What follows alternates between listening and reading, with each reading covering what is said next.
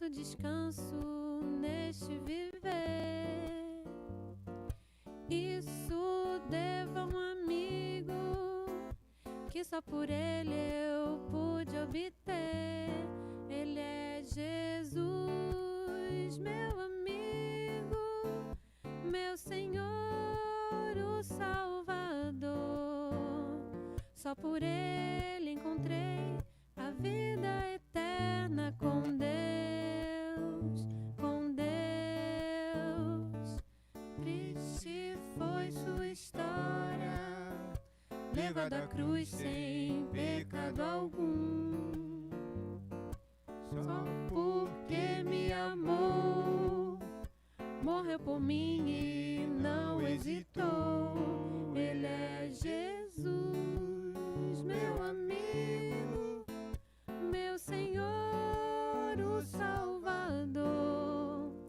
Só por ele ganhei a vida eterna com Deus, com Deus.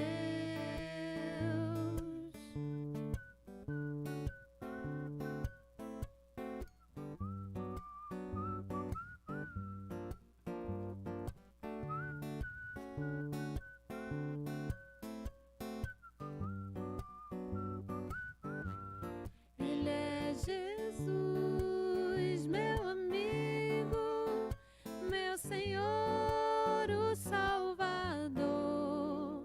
Só por ele ganhei a vida eterna com Deus, com Deus.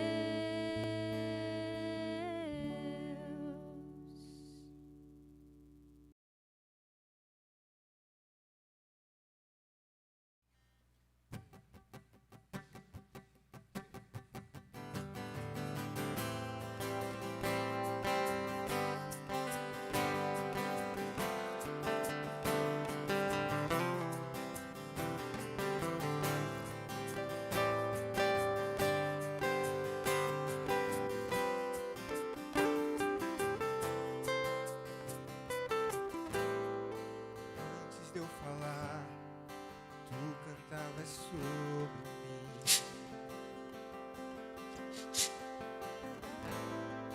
Tu tens sido tão bom pra mim.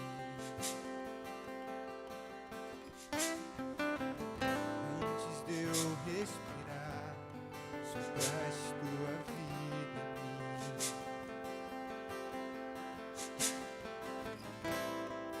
Tu tens sido tão bom pra mim.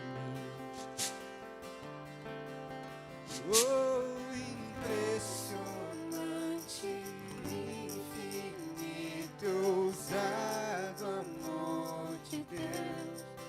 Oh, que deixas 99 só pra me encontrar.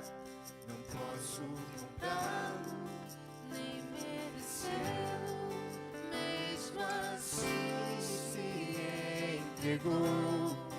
Oh, impressionante, infinito, ousado amor de Deus.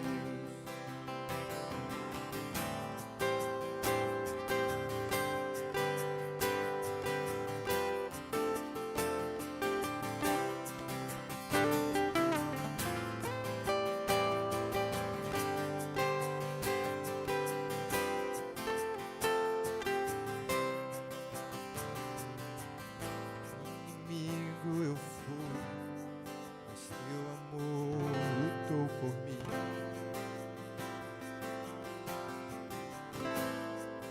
Tu tens sido tão bom pra mim.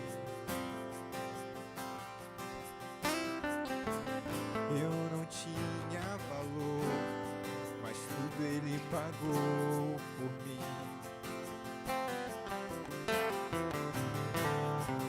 Tu tens sido tão bom pra mim. Oh, impressionante, infinito, ousado amor de Deus. Oh, que deixas o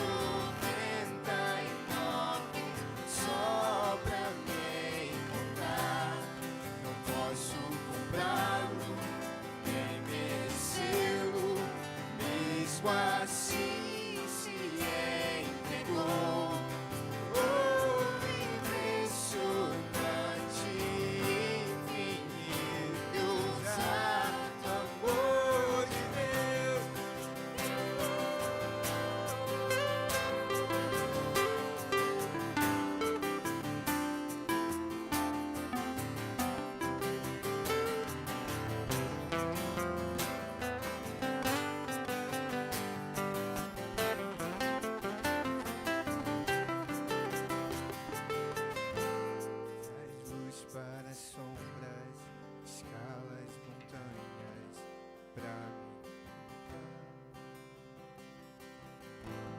Derruba muralhas, destrói as mentiras pra me encontrar.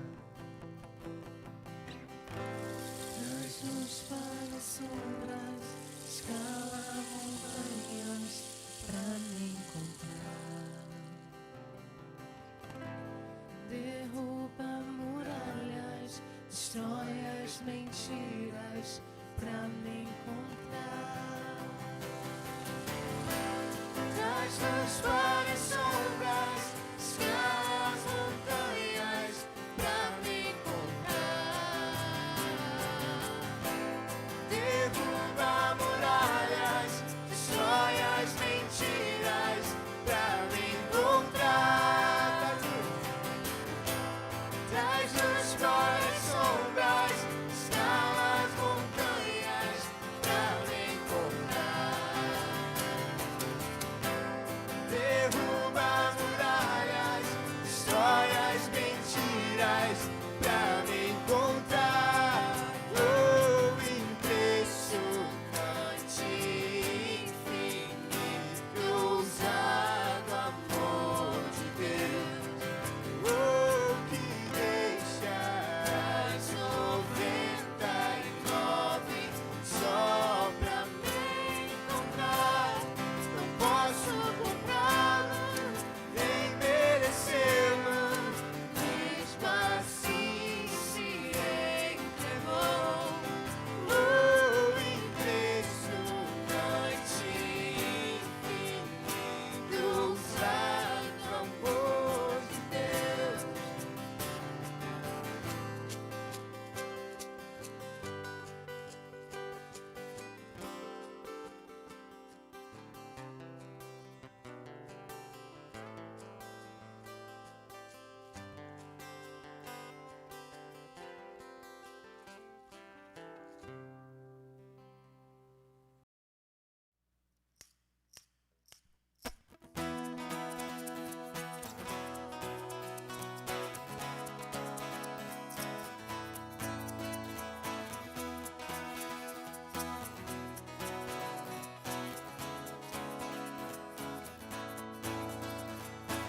Eu te agradeço, Deus, por se lembrar de mim e pelo teu favor. É o que me faz crescer. Eu vivo pela fé e não vacilo. Eu não paro, não desisto. Eu sou de Deus, eu sou de Cristo.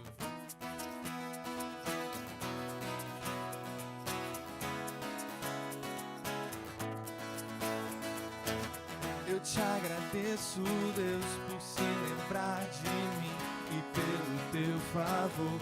É o que me faz crescer. Eu vivo pela fé e não vacilo. Eu não paro, eu não desisto. Eu sou de Deus, eu sou de Cristo. Você mudou a minha história e fez o que ninguém podia imaginar. Você acreditou e isso é tudo. Pra você, não sou do mundo, não. A honra, a glória, a força e o louvor a Deus e o levantar das minhas mãos é pra dizer que eu te pertenço,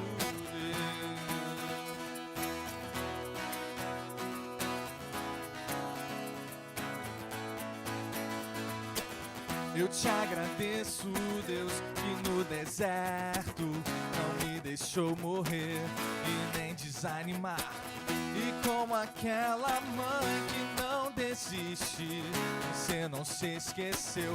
Você insiste, você mudou a minha história e fez o que ninguém podia imaginar. Você acreditou, isso é pra você.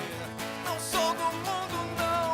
A honra, a glória, a força, o louvor a Deus e o levantar das minhas mãos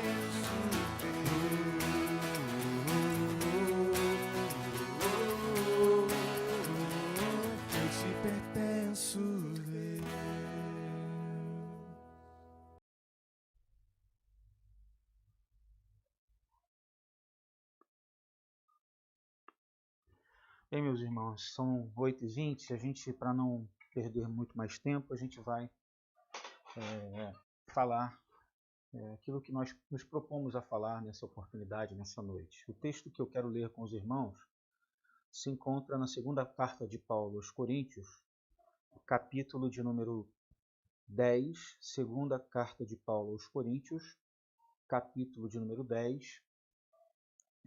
O texto está no versículo de número 12, de número 3 em diante. Tá? Segunda carta de Paulo aos Coríntios, capítulo de número 10, versículo de número 3 até o versículo de número 6. Se você puder abrir a sua Bíblia, ligar a sua Bíblia, a gente vai estar lendo essa passagem agora. Diz assim: pois, embora vivendo como seres humanos, não lutamos segundo os padrões do mundo, pois as armas da nossa guerra não são humanas, mas poderosas em Deus para destruir fortalezas. Destruímos raciocínios, toda arrogância que se ergue contra o conhecimento de Deus, levando cativo todo pensamento para que obedeça a Cristo. Estaremos prontos para punir toda desobediência quando alcançardes plena obediência.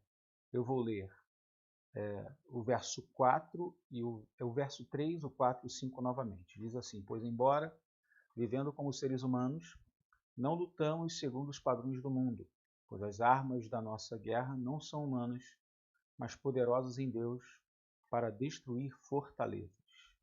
Destruímos raciocínios e toda arrogância que se ergue contra o conhecimento de Deus, levando cativo todo pensamento para que obedeça a Cristo.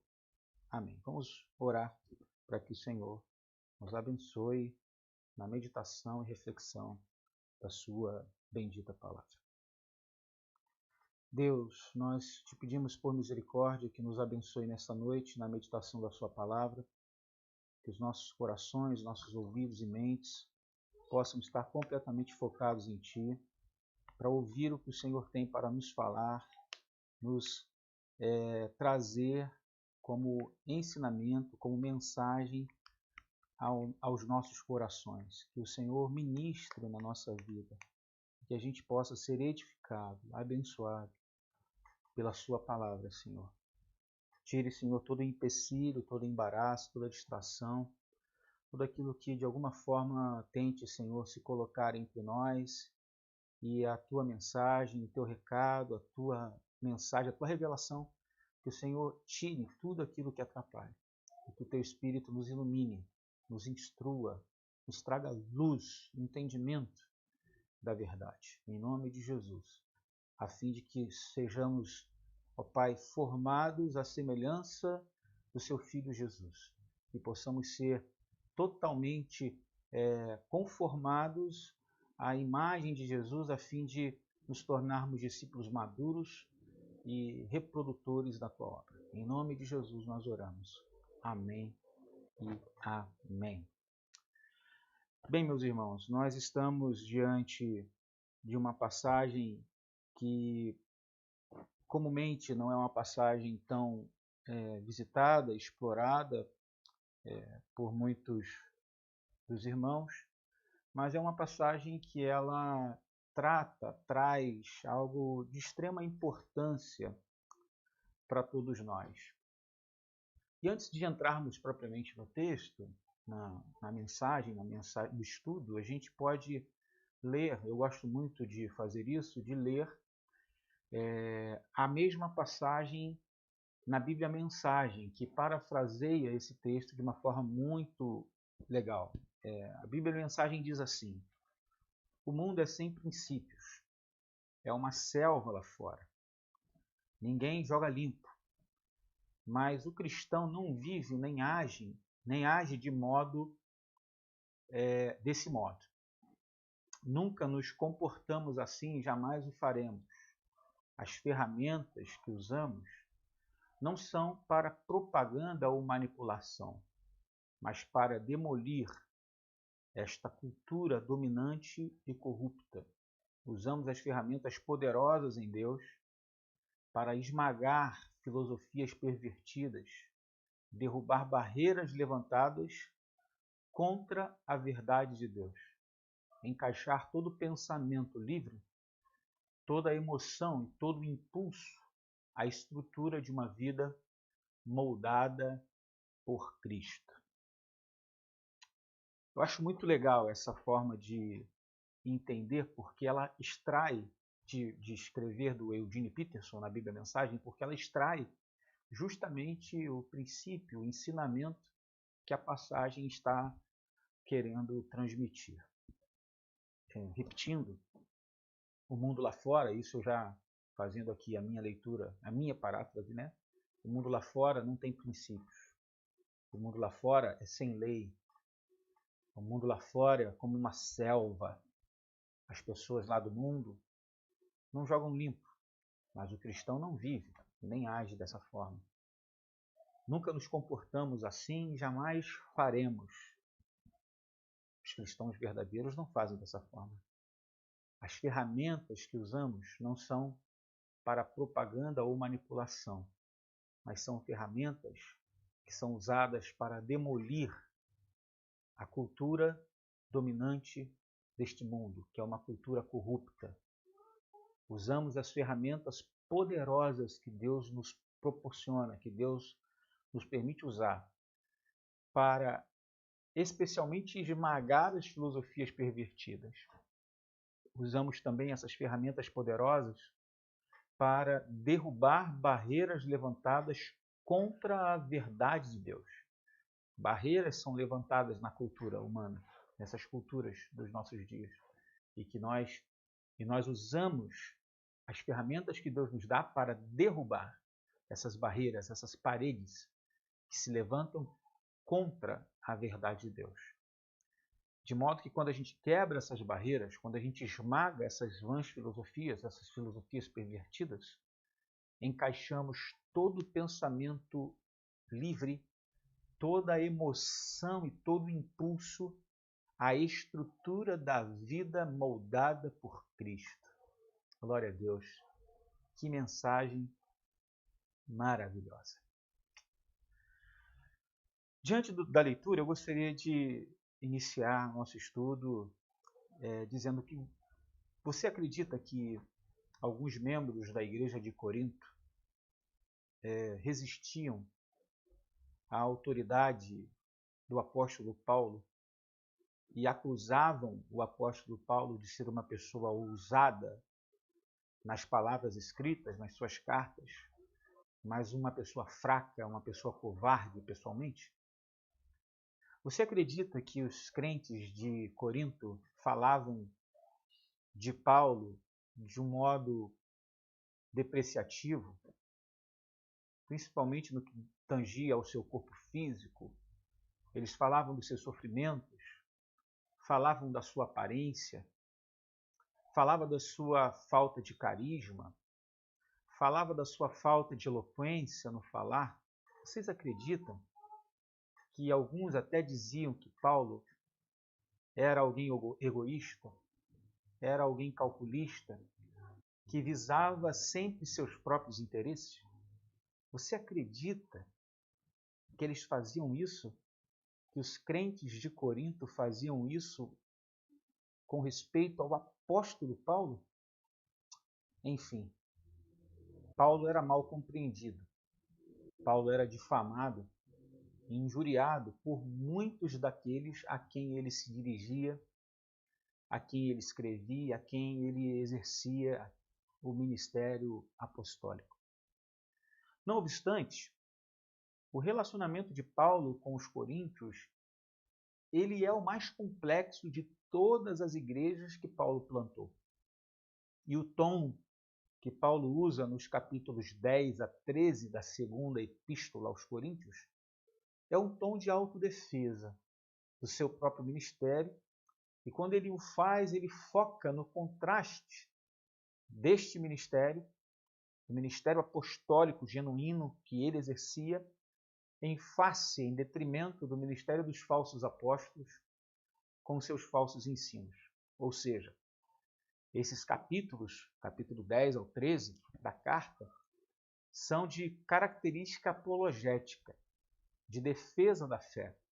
Há quem diga que a primeira parte da carta pode ter sido escrita por um secretário de Paulo, mas a segunda parte, a segunda metade, que começa no capítulo 10, ela foi escrita pelo próprio apóstolo Paulo, do seu próprio punho, porque ele queria levantar esse tópico controverso no final da carta, e ele mesmo gostaria de transpirar, escrevendo do próprio punho aquelas palavras, uma vez que uma boa parte da igreja estava em franca rebelião contra ele e contra o evangelho que ele pregava, devido às influências dos adversários da fé, devido às influências dos falsos ensinos. E aí eu gostaria de dividir a nossa fala hoje em duas partes. A primeira parte a gente vai analisar o texto, e a segunda parte a gente vai aplicar de uma maneira bem contemporânea aquilo que a gente vai aprender desse texto. Primeira parte, analisando o texto, a gente vai ver que Paulo fala que existiam, nesse texto, que ele fala que existiam algumas fortalezas das filosofias pervertidas, filosofias que se opunham à verdade de Deus, que precisavam ser derrubadas, como fortalezas, como paredes que precisavam ser implodidas, derrubadas, fortalezas que precisavam vir abaixo pela palavra de Deus, pela mensagem verdadeira e genuína do Evangelho. Então, os versos que lemos, o verso 3 até o verso 6, depois eu li o verso 3 ao 5, faz parte do apelo que Paulo faz aos seus leitores para que eles respeitem ele como homem de Deus e que não seja necessário que ele use de firmeza acima da medida quando fosse ter com eles, mas que pudesse ele manter a serenidade, a mansidão e a bondade com que ele vinha exercendo seu ministério até então. Ele diz que essa postura, que imita a postura de Cristo, demonstrava humildade e não a ausência de poder e de ousadia e de intrepidez como muitas pessoas interpretavam. E é em meio a essa argumentação, esse apelo que Paulo faz, que ele diz que não se conduz segundo os padrões deste mundo e que suas armas não são humanas, mas são armas poderosas em Deus para destruir fortalezas. E ele explica que fortalezas são essas, que barreiras são essas que se opõem à palavra de Deus, que ele decide destruir. Ele usa a mesma forma de escrever dos sábios gregos que falavam de batalhas contra as vãs filosofias com as quais eles tinham que lidar. Paulo trata esse momento como uma verdadeira guerra. E ele guerreava contra argumentos, ele guerreava contra raciocínios, que são termos técnicos para designar toda a elaboração retórica filosófica de sua época.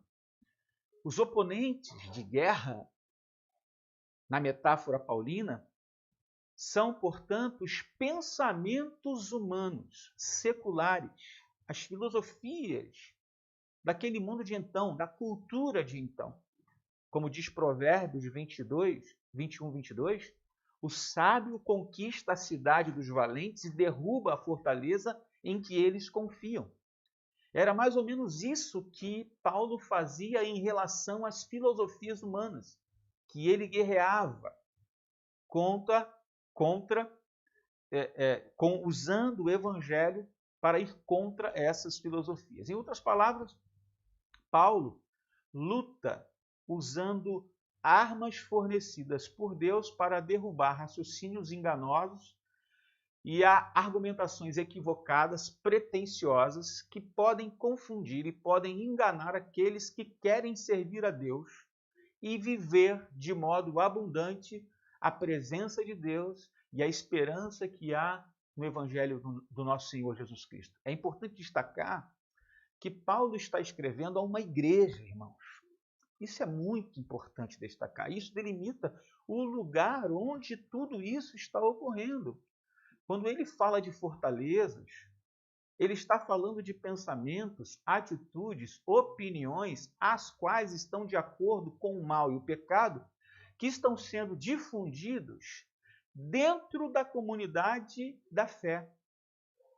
Presumir que a nossa experiência de salvação elimina todas as ideias e todas as atitudes erradas, as fortalezas que ainda influenciam nossas impressões, nossa maneira de pensar, nossas afeições e nossos comportamentos.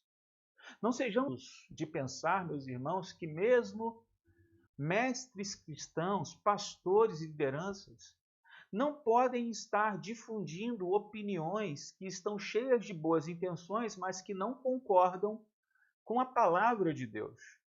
E o processo de transformação na vida de alguém que se converte só inicia com a conversão. E mais, mesmo maduros, é possível que tenhamos que enfrentar batalhas travadas contra falsos ensinos que estão impregnados em determinadas culturas e tradições, mesmo tradições evangélicas. De modo que não existe nada mais urgente para a igreja evangélica do que desenvolver uma visão de mundo, usando as lentes interpretativas da realidade que sejam alimentadas pela narrativa bíblica, e não por outras fontes escusas às escrituras, como a cultura pop, as ciências humanas e as ciências naturais. Precisamos desenvolver a capacidade de ter a mente de Cristo, de enxergar a realidade a partir daquilo que o próprio Cristo via e como podemos aprender com ele a ver o mundo dos nossos dias. Então, o conjunto da vida do cristão, queridos irmãos, é moldado por um novo padrão quando ele se converte, quando ele vai para Deus. Um padrão que é, de acordo com a passagem, digamos que potencializado pelo poder de Deus, pela graça de Deus, pelo dom de Deus, pelas virtudes que vêm de Deus, pelas ferramentas que vêm de Deus. E esse padrão não se limita às questões superficiais da vida. Não! Os padrões de Deus, eles vão muito mais além. Os padrões de Deus são profundos, e eles são tão profundos que vão até os anseios mais intensos, mais altos, mais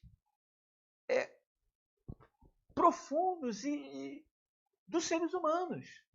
É interessante a gente perceber que Deus ele atinge aquilo que pelas Escrituras a gente sabe que é o coração, ou seja, o que é de mais central, o que é de mais essencial da vida. O coração é a sede da vida. Do cristão, ele é moldado por um novo padrão, um padrão de poder de Deus, um padrão que Deus traz as ferramentas para a gente viver. E esse padrão não se limita às questões superficiais da vida humana, mas ele vai além, ele vai até os mais profundos anseios do coração. Deus atinge o nosso coração, ou seja, o que é mais central, o que é mais essencial da vida, que diz respeito ao profundo do nosso ser, da nossa personalidade, do nosso eu, daquilo que é mais nevrálgico da persona humana. E é exatamente ali que Deus age, é exatamente ali que Deus trabalha, é exatamente ali onde o Espírito Santo atua, moldando a nossa maneira de viver, a nossa nova maneira de enxergar a vida e a realidade. E essa tarefa, de acordo com o apóstolo Paulo, ela é comparada a uma luta, uma verdadeira guerra, pois a mente e o coração humano antes de Cristo, ele constitui-se num campo de batalha espiritual e após aceitar a Cristo também. Assim como uma antiga fortaleza dentro da arquitetura militar, ela era um forte, uma fortificação, um projeto para a guerra defensiva, projetado para a guerra defensiva e ficava dentro dos muros da cidade, no centro da cidade. Assim também, Paulo fala que a mente humana é um lugar difícil para se atingir, e essas fortalezas, esses muros são lugares difíceis de se atingir, e Paulo usa essa ilustração exatamente para falar que o trabalho da evangelização visa alcançar o centro da vida humana e que isso não é fácil. Destruir pensamentos antigos e construir nova visão de mundo moldada pelo Evangelho não é uma coisa tão simples, mas é necessário. Então, falsas construções teóricas precisam ser destruídas. Por quê? Porque tais construções elas resistem a Deus. Elas lutam defensivamente contra a verdade da palavra de Deus. Elas estão em rebeldia em relação a Deus, mesmo que não tomemos consciência disso. Há pensamentos humanos que depõem contra a verdade absoluta da palavra de Deus e precisam ser transformados. E todas as vezes que se tenta suprimir o conhecimento de Deus, de acordo com aquilo que a gente leu aqui nessa passagem, suprimir o conhecimento de Deus e colocar em seu lugar toda espécie de argumentos humanos, teorias e pensamentos humanos, como se esses fossem complementares ou até mesmo superiores ao poder do Evangelho para o auxílio do homem, isso pode ser considerado como pecado. O apóstolo Paulo várias vezes lidou com isso, não só nessa igreja, mas em outras igrejas, quando as igrejas e as pessoas e os falsos mestres queriam acrescentar coisas ao Evangelho. Paulo sempre disse que Jesus era suficiente, o Evangelho era suficiente, não havia necessidade de nada mais. E essa pretensão de conhecimento autônomo a Deus remonta à atitude de Adão e Eva no Jardim do Éden, que queriam viver à parte de Deus. Por essa razão, Paulo diz que todo pensamento cristão deve ser levado cativo a obedecer a Cristo, como alguém que foi aprisionado e foi levado à força para o calabouço, como alguém que perdeu totalmente o seu direito, as suas forças, o seu direito de vontade, de modo ríspido e forte, deve ser levado à cadeia. Assim, o nosso pensamento deve ser levado cativo a Cristo, isso às vezes com esforço, com determinada violência no sentido ideal, né, na questão no que diz respeito às ideias. A gente precisa ir à força, porque o céu é tomado à força. Paulo quer dizer com isso que não é fácil fazer isso, mas é possível. Por vezes, teremos que esmurrar nosso pensamento com as verdades das Escrituras até que sejamos conformados à mentalidade de Cristo, à mente de Cristo tomar conta de nós. Embora encontremos conforto em ser cristãos, esse fato não nos torna pessoas perfeitas, anjos sem asas. Não! Ainda há fortalezas em nós. Portanto, devemos identificar algumas dessas fortalezas espirituais formadas por ensinamentos equivocados quanto a alguns assuntos.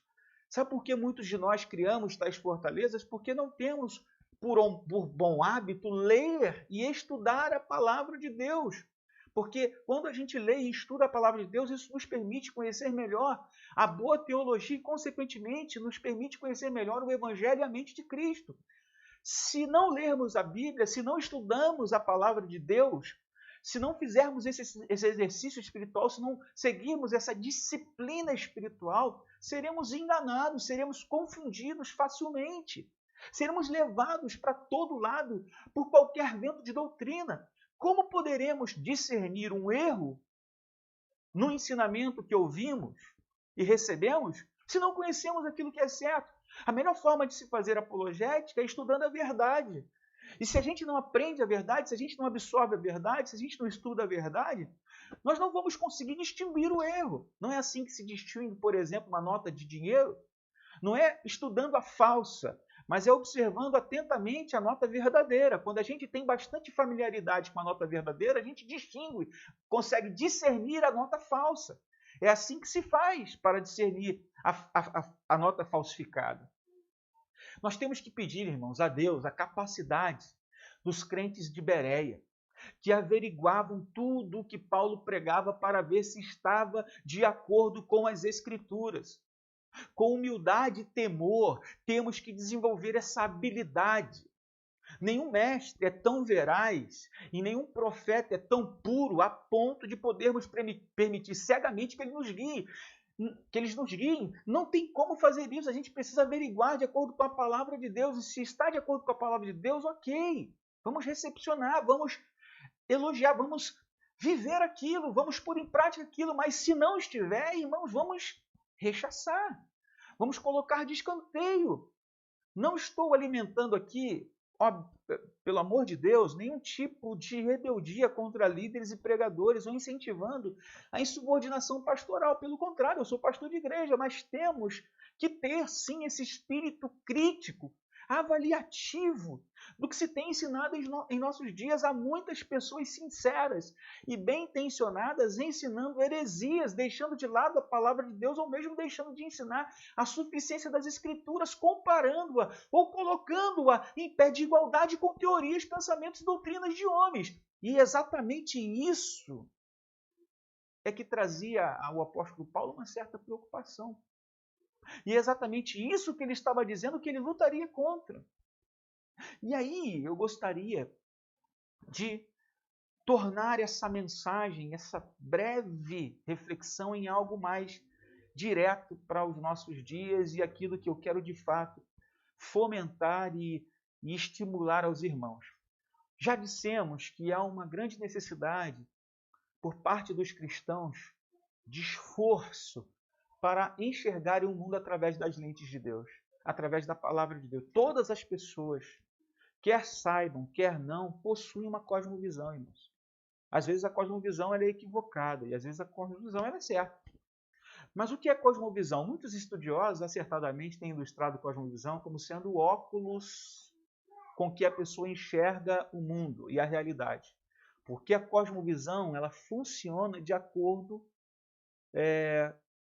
de modo semelhante a um óculos. Existem vários tipos de óculos. Os óculos de sol, o óculos de leitura, o óculos de perto, o óculos de longe, né? Aquele chamado de multifocal, perto e longe. E a cosmovisão é como um óculos multifocal que não podemos tirar para nada. E no que tange a cosmovisão cristã, seria o óculos da fé cristã que não pode ser tirado para nada. Porque não é um tipo de óculos que nós usamos esteticamente ou apenas num tipo de necessidade, mas em tudo na vida. É um óculos multifocal da fé que nos faz enxergar o mundo como um todo, nos dá uma visão de mundo ampla. Não é algo que eu ponho e tiro apenas para ir à igreja, aos cultos, depois eu tiro para viver a minha vida no âmbito secular. Não, irmãos. Nós somos salvos em Jesus, crentes, vivemos agora um padrão diferente. Se tirarmos os óculos da fé cristã em algum momento da nossa vida, em algum lugar em que estivermos, em alguma situação em que enfrentarmos, perderemos o foco da fé, perderemos o foco das Escrituras, veremos as coisas de modo distorcido, sem a perspectiva bíblica, sem a percepção de Deus da coisa. Isso porque a fé cristã diz respeito a todas as áreas da vida humana e não somente a uma área ou a outra área. Não, amigos e irmãos, ouçam o que eu estou dizendo. A palavra de Deus deve moldar todas as áreas da nossa vida, todas, absolutamente todas as áreas da nossa vida. E ela é suficiente para isso, e a gente vai ver já já o que isso significa. Embora o termo cosmovisão não seja de origem cristã, mas de origem filosófica, ela foi usada por um teólogo cristão pela primeira vez, um teólogo cristão chamado James Orr, como uma perspectiva mais abrangente que a mente humana pode ter das coisas em seu redor e em um esforço de conscientemente agrupá-las em um todo a partir de uma filosofia ou teologia específica. E como se fosse exatamente esse óculos intelectual por meio da qual enxerguemos o mundo. Se alguém olha através de um óculos com lente verde, o mundo lhe parecerá verde. Se alguém olha para o mundo através de uma lente marrom, o mundo lhe parecerá marrom. Na prática, todas as pessoas vivem de acordo com alguma visão de mundo adotada, ainda que de forma tácita. E a gente, há pouco tempo atrás, estudou na nossa igreja, eu até recomendo que vocês voltem à revista que a gente estudou no trimestre passado, e vocês leiam lá, porque foi de lá que eu tirei os princípios no que diz respeito, no que tange a cosmovisão, para a gente trazer aqui. Eu fiz um resumo. uma coisa que se infere de tudo que a gente viu até aqui, do que foi dito, é que deve ser compreendida por nós também, é que existem várias visões de mundo, cosmovisões, que se deparam com questões básicas que necessitam de respostas. Por exemplo, de onde tudo vem? De onde tudo aquilo que existe vem? Quem criou todas as coisas? Deus? Deuses? A matéria autocriada? O mundo é criado autonomamente? O mundo é organizado ou caótico?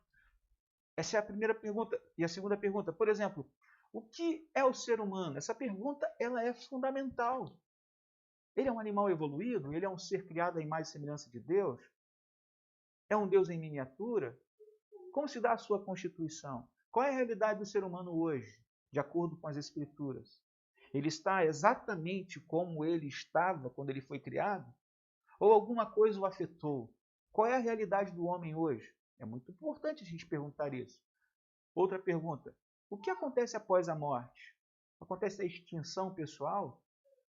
A transformação para um estado mais elevado? A reencarnação? O que acontece? A vida após a morte? Por que é possível conhecer alguma coisa? Somos a imagem de um ser superior racional? Ele é um ser inteligente? É um design inteligente? A consciência e a racionalidade evoluíram de uma maneira fortuita? Essas perguntas precisam ser respondidas. Outras, por exemplo, como distinguir entre o certo e o errado? Existe um padrão de certo e errado? Ou tudo é relativo? De onde vêm as nossas noções de ética? De Deus ou de algum outro lugar? Qual é o sentido da história humana? A história tem algum sentido ou não tem sentido nenhum? Como que a gente pode compreender a vontade de Deus, viver a vontade de Deus? Seria possível compreender a vontade de Deus e viver para a glória de Deus? Quem está no comando do mundo? Deus? O homem? Satanás? São perguntas que precisam ser feitas. Como seres humanos, nós somos limitados pelo pecado ou somos totalmente livres? Existe de verdade livre-arbítrio no ser humano hoje? Deus é realmente bom? Deus ele é todo-poderoso? De onde veio o mal? Quem é que determina o que é bom e o que é mal? De um modo bem sintético, irmãos. Nós precisamos entender todas essas realidades. Poderíamos dizer que cosmovisão se baseia em pelo menos 3 pressupostos fundamentais à fé cristã e num tripé que forma as categorias bíblicas da realidade do mundo em nossa volta. Os 3 primeiros pressupostos são os seguintes. Primeiro, Deus existe. Segundo, Deus se revela. Terceiro, a Bíblia é a revelação especial, escrita e autoritativa de Deus. A Bíblia é a revelação especial de Deus. Com o primeiro pressuposto, quero dizer que Deus é um ser infinito e pessoal, transcendente e imanente, que Deus é pessoal. Deus é um ser que existe, ele existe. Ainda que não conseguimos vê-lo, Deus existe. E Deus se manifestou na pessoa de Jesus. Outra coisa, Deus se revela, Deus fala. Ele toma a iniciativa de se fazer conhecido ao homem caído, de comunicar a sua vontade aos seres humanos. A Bíblia é a revelação especial de Deus. Ela é a revelação escrita de Deus, ela é a revelação autoritativa de Deus. A Bíblia é inspirada por Deus. Portanto, ela é um escrito infalível, inerrante, suficiente. Ela é a autoridade última em questão de interpretação do mundo. Isso significa que a nossa cosmovisão deve ser moldada e testada pelas Escrituras, porque Deus existe, Deus se revela e Deus se revela na Bíblia, de modo suficiente, de modo que de fato possa moldar, guiar a vida humana. A gente não diz que a Bíblia é a nossa regra de fé e prática. A gente não diz que a Bíblia nos dirige. Agora, a Bíblia dirige em tudo? Ou ela só nos dirige em algumas áreas, de uma forma superficial? Ou a Bíblia serve para todas as áreas da nossa vida? A gente precisa definir isso. Os pressupostos da cosmovisão cristã saudável nos diz que Deus existe, que a Bíblia é a revelação de Deus, que Deus se revela e que a Bíblia é a revelação de Deus. Isso precisa moldar a nossa cosmovisão. Outra coisa, essas verdades, esses pressupostos nos permitem ter um tripé das categorias que temos, das condições de analisar criticamente a realidade em que vivemos e somos capazes de enxergar e interpretar o mundo a partir desse tripé de categorias da fé cristã. Como é que a Bíblia nos apresenta essas categorias, essas três categorias, esse tripé? A Bíblia fala da criação, da queda e da redenção. Essa é a história do Evangelho. É a teologia bíblica por trás de toda a palavra de Deus. É a história por detrás de toda a história das Escrituras, de toda a narrativa bíblica. É o fio condutor da narrativa bíblica.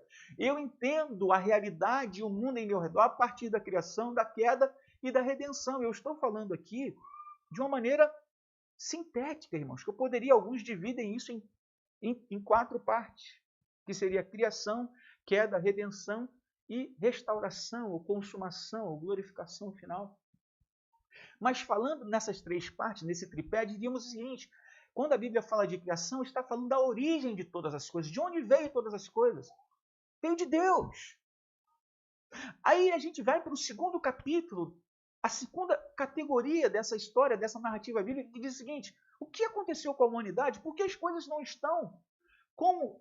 Por que as coisas estão como estão? Por que essas coisas não estão como na origem de todas as coisas, lá antes da queda? Porque houve o pecado, porque houve a queda humana.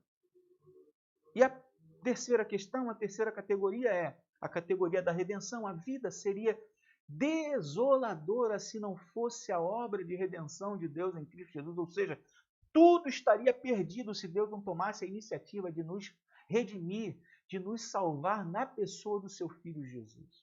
Ou seja, meus queridos irmãos, tudo isso mostra para a gente a cosmovisão bíblica. E eu queria perguntar aos irmãos, quais lentes você tem usado para contemplar, para enxergar a realidade ao seu redor?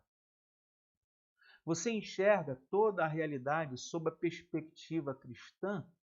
Ou você tende a dividir a realidade entre aquilo que é sagrado e aquilo que é secular, como uma cosmovisão dualista? Você integra aquilo que é a realidade bíblica, a cosmovisão bíblica e a fé cristã com outras filosofias? Se você faz isso, eu queria dizer para você que o apóstolo Paulo, na passagem que lemos, ele combate essa verdade, essa forma de ser.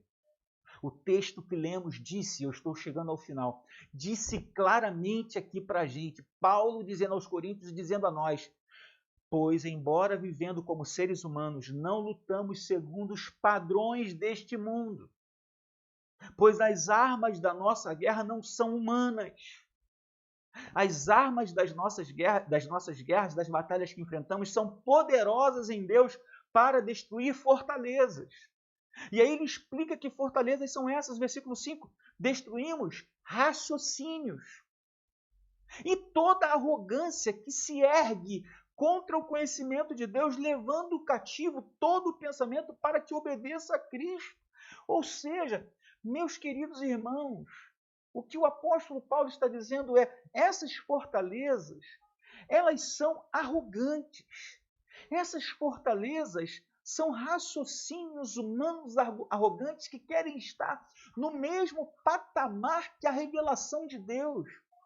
E nós não podemos deixar de lutar contra isso. Pelo contrário, devemos a cada dia destruir esses raciocínios vãos, essas arrogâncias, essas filosofias que se erguem contra o conhecimento de Deus. Irmãos, eu disse numa live passada e repito, quando a gente fala de pensamentos que se erguem contra toda arrogância, com toda arrogância contra o conhecimento de Deus, nós não estamos falando só daqueles que são nitidamente contrários, mas aqueles que são sutilmente contra determinadas coisas que o Evangelho categoriza como singular. Por exemplo, Eu citei numa live passada e repito só a título de conclusão. Quando Jesus Cristo diz que Ele é o caminho, a verdade e a vida, e ninguém vem ao Pai senão por Ele, é porque Ele está dizendo que não existe outro caminho, não existe outra verdade e não existe outra vida. E não existe, consequentemente, outra maneira de irmos a Deus se não for por intermédio dele. Ou seja, nós não temos como aceitar Cristo como um caminho e escolhermos outros caminhos para trilharmos. Nós não podemos aceitar Cristo como verdade e escolhermos outras verdades para crermos.